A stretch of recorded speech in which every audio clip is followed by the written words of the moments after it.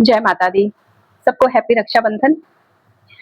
राखी पे हम लोग देखते हैं कि सारी तो भाभियाँ नहीं, लेकिन कुछ होती हैं जिनके मन में ये भाव आता है कि अब हमें देना पड़ेगा, या कुछ भाई भी होते हैं जो कतराते हैं।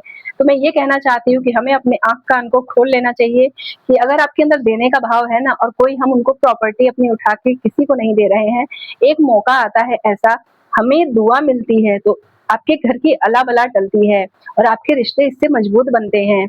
तो कभी ये मत सोचिए कि अब हमें देना पड़ेगा या लेने के लिए सामने वाला आ गया, नहीं। ये रिश्ते, हर रिश्ते की हमें ज़रूरत है अपने जीवन में, चाहे भाई-बहन का हो या पति-पत्नी का हो या माता-पिता का हो, चाहे हम समाज में रह रहे हों, हम सबको एक-दूसरे की ज़रूरत है।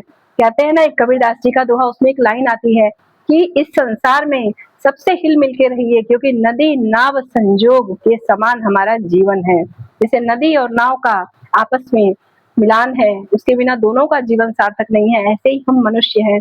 तो कभी भी ऐसे भाव मत रखिए, और जितना हो सके अपनी नंदों को, वो आपके घर की बेटी हैं, दुआ लेने की कोशिश करिए। कहीं हम उनको प्रॉपर्टी उठा के नहीं देने वाले, वो तो खुद छोड़ के जाती हैं, तो क्यों हम फिर जब मौके पे कोई हमारे आ रहा है, हम क्यों थोड़ा-सा अपना मन छोटा कर लेते हैं। हमें अपने दिल को और खोल के उनको देना चाहिए, आखिर हम कितना दे देंगे, एक मौका है, लेकिन इतने में ही हम लोग अपनी जान-पहचान बना लेते हैं।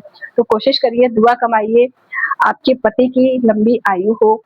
जब आपकी बहन का दिल खुश होता है ना, तो आप फिर भाई को वो चीज़ फलती-फूलती है। कभी भी कोशिश करिए कि बहनों की बद्दुआ ना लें।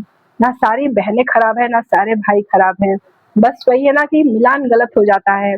तो अगर कोई थोड़ा-सा है भी किसी के मन में भाव ऊँच-नीच का, लेकिन हमें वो भाव अपने मन में नहीं आने देना।